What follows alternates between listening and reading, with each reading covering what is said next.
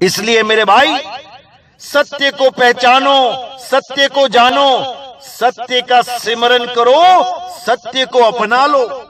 सत्य को नहीं अपनाओगे तो ये झूठ ही आपके पल्ले पड़ा रहेगा और अंत समय में वो दुर्दशा होगी कि आप सोच भी नहीं सकते।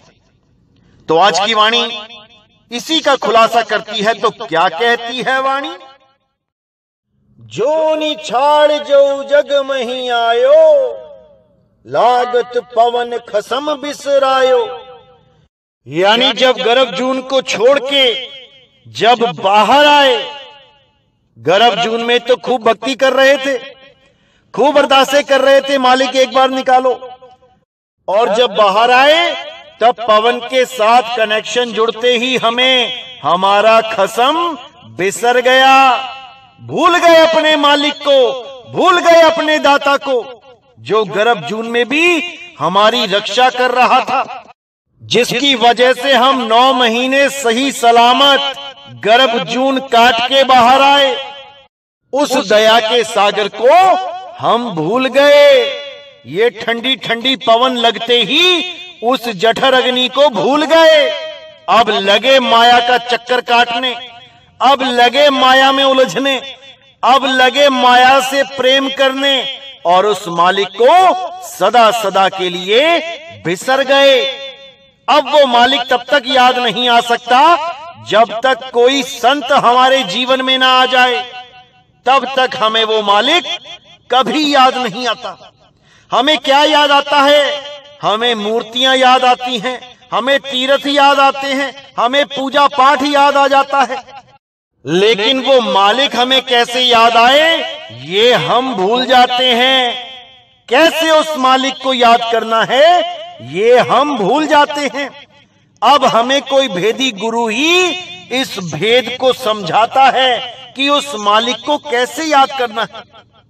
तो आगे कहते हैं, जियरा हर के गुण गाओ, कि ये जियरा हर के गुण गाना शुरू कर दो। वही बंदी छोड़ है, वही मालिक है जो तुम्हें दोबारा जठर अग्नि में जाने से बचा सकता है। रहाओ गर्भ जोन माही उर्द तप करता, तो जठर अग्नि माही रहता। 184 जोन भरमायो, अब के छुटके ठहर ना ठायो। तो साफ बोल दिया यहां पे कि गर्भ जून में उर्द तप करता, उल्टा लटक के उस मालिक की बंदगी करता है, उसको याद करता है। तो जठर अग्नि में ही रहता और उस जठर अग्नि में ही 9 महीने गुजारता है। लेकिन मालिक की ऐसी कृपा होती है कि उस अग्नि में भी वो उस महाअगन से हाथ दे रखता है। ताती वाव ना ला गई, पार ब्रह्म शरणाई। वो मालिक सब पे दया करता है। तो कहते हैं 184 जोन भरम आयो, अब के छुटके ठहर न ठायो। 184 जूने भरमता हुआ वो एक बार मनुष्य चोले में आ ही जाता है। और अगर अब के छुटके, अगर अब फिर ये जून छूट गई तो ठौर न ठायो, उसके बाद कोई ठौर नहीं मिलेगा। फिर दोबारा 184 भरम के फिर एक बार ही जन्म मिलेगा। उसमें भी पता नहीं कैसा गुरु मिल जाए, किसको गुरु बना लो। देही गुरु के ही शरण में लगे रहो, उसी से प्रेम करते रहो। विदेही गुरु को समझ ही ना पाओ, उस शब्द गुरु को जान ही ना पाओ, फिर 84 में जाना पड़ेगा मेरे भाई।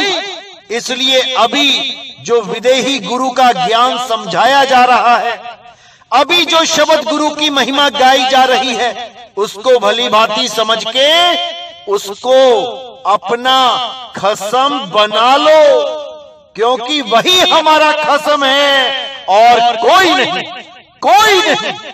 इसीलिए मलुकदास जी ने बोला, दास मलूक सलूक कहते हैं, अरे खोजो खसम कबीर, जपो रे मन केवल नाम कबीर।